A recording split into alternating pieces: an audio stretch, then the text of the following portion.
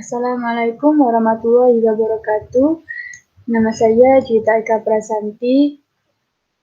Di sini saya akan menjelaskan hasil dari observasi saya, yaitu tentang observasi wakaf. Dengan mata kuliah aspek hukum zakat dan wakaf di Indonesia.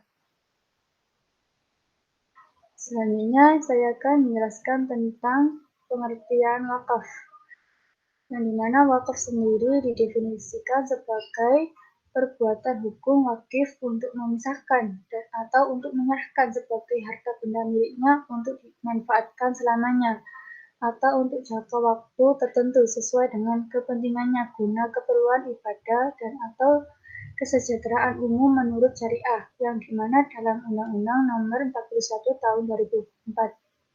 Di sini hasil observasi yang dimana saya mewawancarai narasumber Bapak Turi, yaitu anak si pewakif.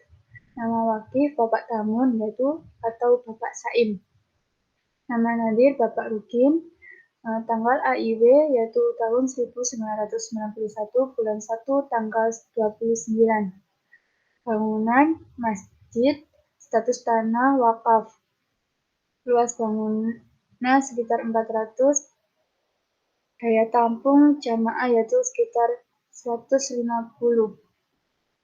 Status tanah yaitu belum bersertifikat.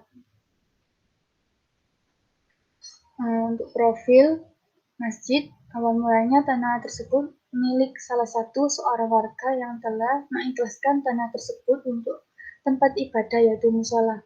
Tapi tanah tersebut belum menjadi tanah wakaf karena dulu dasar generasi belum ada tempat ibadah, maka terjadilah salah satu seorang warga mengikhlaskan tanah tersebut. Seiring jalannya waktu, ada seorang warga yang menanyakan tanah tersebut ke pemiliknya, ternyata belum menjadi tanah wakaf.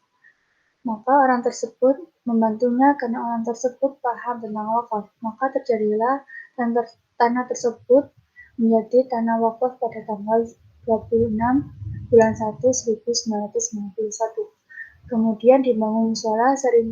Seiringnya berjalannya waktu di desa Bandarasi belum adanya masjid, maka musola tersebut dijadikan masjid dan letaknya juga di tengah desa.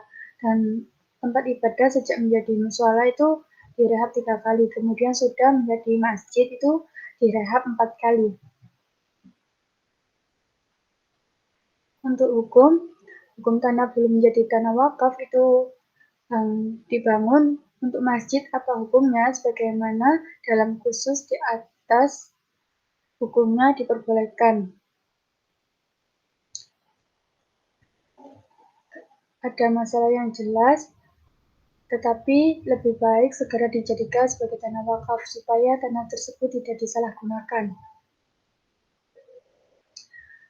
Selanjutnya yaitu menurut Imam Al-Subki berkata, permasalahan yang saya lihat adalah syarat kebolehan mengubah benda wakaf menjadi yang lain. Yaitu ada 3. Yang pertama, perubahan itu sedikit dan tidak merubah musamah, yaitu esensi dari nama suatu benda. Yang kedua, tidak menghilangkan sekecil apapun dari bendanya. Yang ketiga, boleh memindahkan ke arah yang lain, namun dengan syarat benda wakaf menjadi lebih maslahah fungsinya. Dari 2 redaksi di atas, Rodela dan Nihaya, tampak bahwa diawali dengan tidak bolehnya merubah fungsi benda wakaf, melainkan dengan syarat kemaslahatan yang diberikan wakif. Hanya saja kemudian diikuti dengan pendapatan bahwa yang dimaksudkan itu bukan fungsinya, melainkan bentuknya. Kesimpulannya, mengubah fungsi itu tidak boleh, seperti mengubah rumah, yaitu fungsi tempat tinggal, menjadi kebun, fungsi tempat bercocok tanam. Akan tetapi jika merubah bentuk tanpa merubah fungsi itu boleh dengan adanya persyaratan dari si wakif, seperti merubah bentuk tempat potong rambut menjadi toko roti, di mana fungsinya itu sama-sama sebagai tempat usaha. Itu kesimpulan saya, mengubah musola menjadi masjid dengan syarat wakif mempersyaratkan satu kemaslahatan yang dipercayakan kepada nadir. Dan nadir melihat satu kemaslahatan yang benar-benar mendesak, maka itu hukumnya boleh. Untuk sebaliknya itu mengubah masjid menjadi musola tanpa adanya maslahat yang jelas dan mendesak, dengan pertimbangan yang ketat itu tidak boleh. Selanjutnya yaitu tentang faktor penyebab masih adanya tanah wakaf yang belum menjadi sertifikat. Tanah tersebut belum menjadi sertifikat wakaf sebagai berikut. Yang pertama yaitu kurang aktifnya nadir untuk mengurus sertifikat wakaf.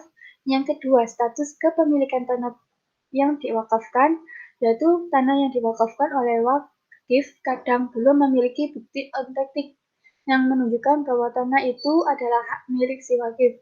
Hal ini dikarenakan tanah tersebut masih mentah, belum memiliki sertifikat. Ketika tanah tersebut belum memiliki sertifikat, maka tanah tersebut harus diterbitkan supradit tanah hak milik agar bisa nantinya diurus untuk mendaftarkan tanah wakaf tersebut ke BPN untuk diterbitkannya sertifikat tanah wakaf. Yang ketiga, kurangnya sosialisasi dari pihak BPI maupun KUA. Yang keempat, prosedur pengurusan sertifikat wakaf yang masih ribet.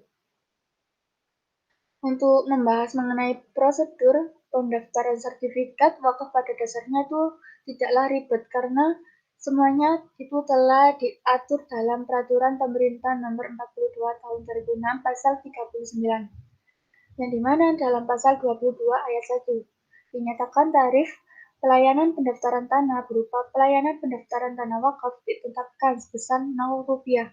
Yang dikenakan biaya adalah proses sertifikat tanah C menuju hak milik, karena tanah tersebut belum ada sertifikat kepemilikannya. Sementara yang menjadi permasalahan adalah belum adanya sertifikat tanah hak milik si wakif atau ahli waris wakif sebagai syarat untuk melakukan sertifikat tanah wakaf. Untuk mengurus sertifikat hak milik inilah yang dikenakan biaya. Untuk tanah adat atau C yang akan dibuat sertifikat hak milik inilah yang dikenakan biaya. Dan biaya ini akan dibantu oleh Kemenak jika mengajukan permohonan bantuan kepada Kemenak. Untuk selanjutnya yaitu tentang fungsi masjid. Fungsi masjid dan peranannya dalam perkembangan umat Islam. Masjid sebagai Baitullah atau rumah Allah memiliki fungsi dan peranan penting bagi umat Islam di dunia. Fungsi masjid dan paling utama ialah sebagai tempat bersujud dan beribadah kepada Allah. Hal ini sebagaimana dalam salah satu surat Al-Quran, Quran surat An-Nur ayat 36 sampai 37 dan Quran surat Al-Jin ayat 72. Untuk peranannya yaitu yang pertama sebagai tempat ibadah, yang kedua sebagai pusat pendidikan, yang ketiga tempat musyawarah, yang keempat tempat akad nikah, yang kelima tempat pelindungan. Untuk fasilitas umum, sarana ibadah, tempat wudhu, kamar mandi, WC, pembangkit listrik atau genset, sound system, dan multimedia, aula serbaguna, parkir. Dan untuk kegiatannya yaitu menyelenggarakan ibadah sholat fardu, sholat Jumat, kegiatan hari besar Islam, dakwah Islam, atau tabligh akbar. Kemudian yang terakhir yaitu pengajian rutin, dan lain sebagainya. Sekian dari penjelasan saya, kurang lebihnya mohon maaf jika ada perkataan dan perbuatan saya kurang berkenan, mohon dimaafkan. Terima kasih. Wassalamualaikum warahmatullahi wabarakatuh.